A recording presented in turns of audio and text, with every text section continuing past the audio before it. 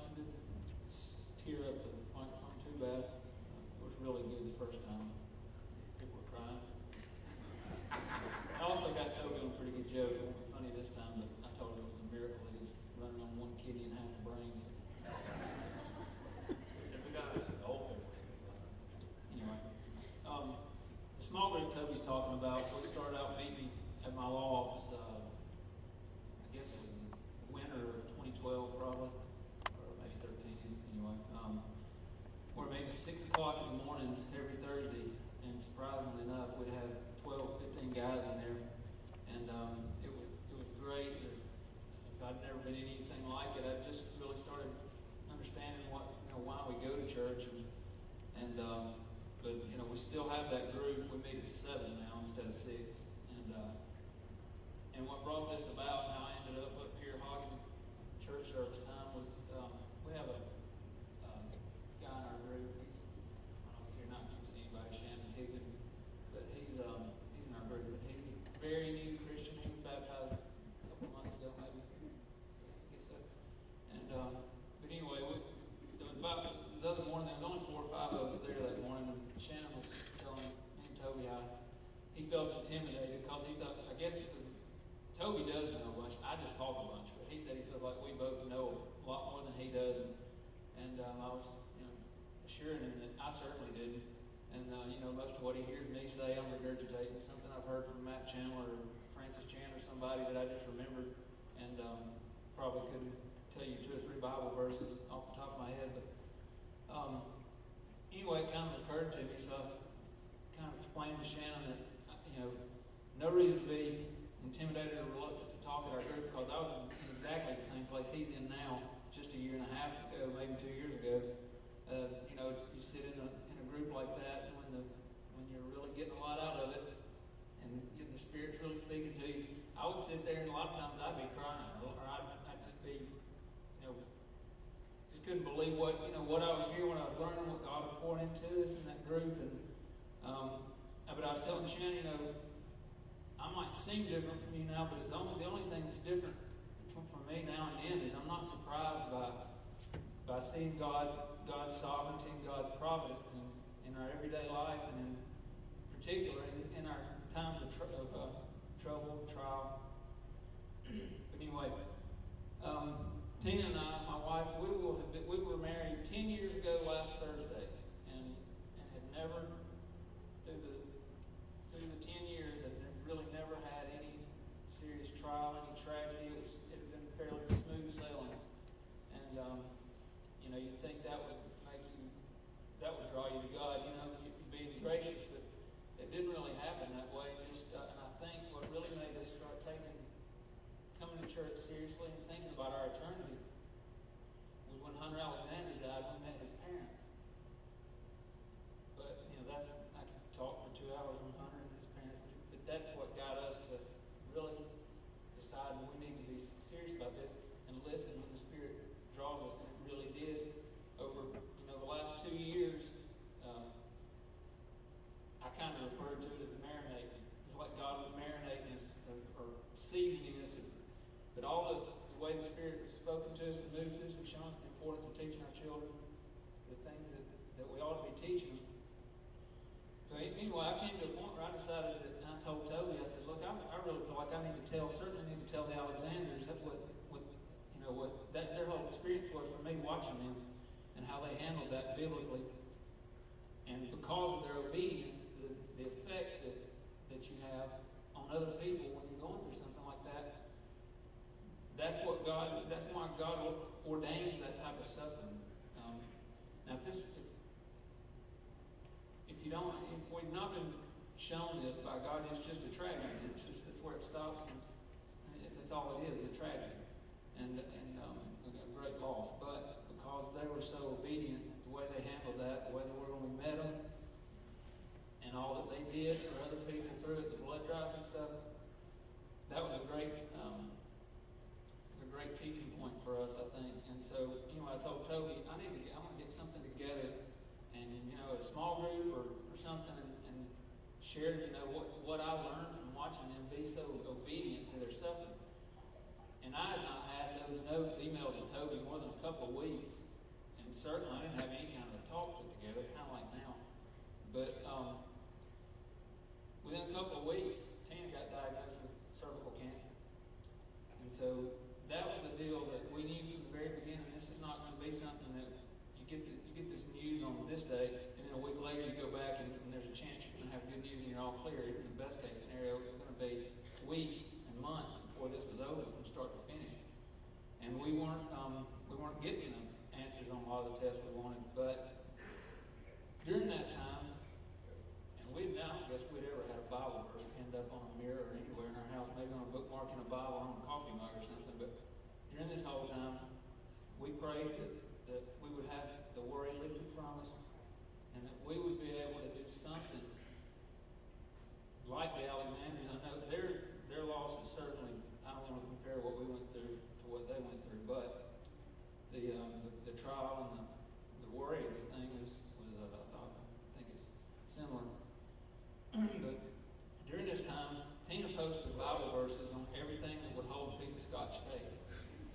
And it was, I think we had one night where I said, okay, we're going to cry about this right now. And then we're going to be done with it. And we did. We never had another moment like that. And so, go through all that. Thank God, she had to have the surgery to get rid of it, but she got rid of it. It's gone. But the lesson, I think what God was showing us, and I think the reason God would ordain something like this for us to go through, is we understood by the end of this, it was not dependent on the test results. It was not dependent on a good outcome. Through this thing, through the process of it, was when God drew us to Him. Not the day when the doctor says you're cleared. It was all through the suffering and removing the worry from us for those weeks and a couple of months, really. And so, if you're able to see that God does ordain these things for us to go through, you get a better understanding, and you're going to give God glory through your suffering that He's not going to get otherwise. Otherwise, it's just going to be worry, angst, and fear, and it's an awful experience all the way around. And then also, a lot of you know that Savannah, our 4-year-old, just had open heart surgery a couple of weeks ago. She had a hole in her heart when she was born, and we thought we were going to be able to do a procedure where they just go with a catheter or groin and put it in. So we scheduled that for a Tuesday morning a couple of weeks ago, and we went in and the doctors came out and said that didn't work. That's not going to stay. It's rubbing up against your aorta. We're going to have to do open heart surgery. And he's explained to us the scar from here to here and cracking chest bones and all this stuff. And so, same thing. I mean, we were prepared to handle that. And if I forget to say something about getting to the hospital like I did last time, but we went through that, and it was just one of these times. It's a time when God will draw you closer, and it will be some of the sweetest times you'll have with God if you understand His purpose in your suffering and in your pain, and not hang all your hopes on the outcomes of the test. And I know it may seem easy to say all this stuff when the outcomes we got were ultimately what we wanted, but Toby asked me this. I didn't really think I wanted to do it, but the more I thought about it, the more I thought when the Lord moves and shows you something, you need to share it with brothers and sisters. But anyway, before I get to bragging on this church, I wanted to read y'all. We had a small group last summer. This is another thing. It could not have been a coincidence. It wasn't. There's no such thing. This is before Tina had any kind of diagnosis. This is when we thought Savannah was going to have her partner hold closed in a one-day procedure.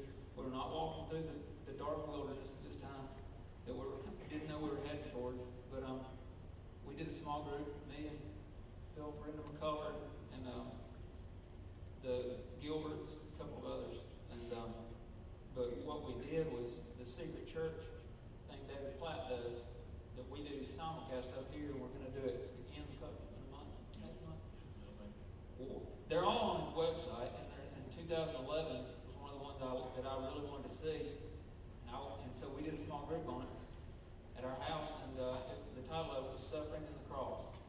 And at the end, I had to print out his transcript because you can't hardly understand him talking; he goes so fast. But found a transcript on his website and printed out the part that at the end that really struck me, and I'll just read it to you. This is at the very end of he goes through, gone through Romans and spit out verses like a machine gun, and then at the very end he says, so put this all together. We've been saved to become like Christ. Suffering will only make sense in your life when you realize God's goal in your life is not smooth circumstances and easy times. God's goal in your life is much greater than that. God's goal in your life is your full transformation to the image of Jesus. And if suffering is a means and a primary means by which God brings that about, then you can rejoice because you know that your suffering is going to bring you, it's going to bring about good from your Heavenly Father, who you love and who loves you. He says, Christian, you and I know that God is going to work every single detail. I did way better. God is going to work every single detail, even the worst thing that happens. He's going to use every bit of it for our sanctification, for our growth in Christ. And I think that was, we did that small group, and then just in a couple of months later, we got all this stuff, dropped in our lap, and we were ready for it. And we knew we weren't alone. God worked through it every day. You could see Him protecting us, lifting us, keeping the worry away from us. And this is another quote that I had of Jeff Sherrill turned me into this Kindle app on your phone, and now all of a sudden I'm a genius. I got every book ever written. But Charles Spurgeon, he's an old preacher. This is from a sermon he is from 1892. I just read this the other day, and Toby was telling me to pray about whether or not I wanted to get up here and cry through a bunch of stories for y'all. Anyway, Spurgeon says, may you and I, when we are tried, be able through faith in God to meet trouble with the same brave thoughts and speeches. We cannot show our courage unless we have difficulties and troubles. A man cannot be a veteran soldier if he never goes to battle. No man can get his sea leg if he lives always on the land. Rejoice, therefore, in your tribulations, because they give you the opportunity of exhibiting a believing confidence and thereby glorifying the name of the Most High. I thought that was a good way to look at it. And what I forgot to do in the early service, which is the main reason I started talking Thursday about the whole thing with Savannah's heart surgery, was we were in the hospital Tuesday just for the day. We went home that night because we never spent the night. On Friday, we had to be back for open heart surgery. We had to be there at 6 in the morning. And we're pulling into the parking deck at Children's Hospital, and I told Tina, I said, there's a Blount County tag in front of us. And the window goes down and reach up to get their ticket. It's Toby. He's there before we are. This is about 5:50 a.m.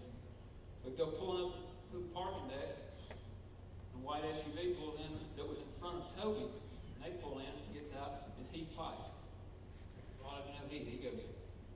We go upstairs in the waiting room, the lights aren't even on yet, and Phil McCullough and Nancy Vines are there. And I couldn't talk about Phil without laughing and crying.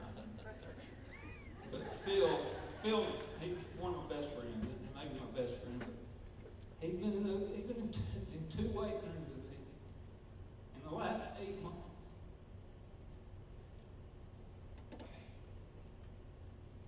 And I ain't never been so glad to see an ugly man walk in the door those 2 times.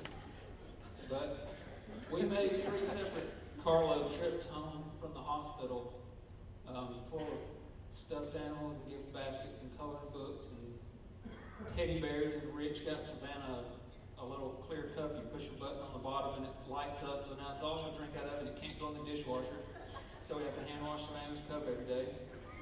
And Toby brought her a giraffe that's bigger than she is and wanted her to name it Toby, but she wouldn't. She named it Gapple. Blame the morphine. But I just wanted to let y'all know how thankful we are. You all just, the only way I know to say is this is a special place.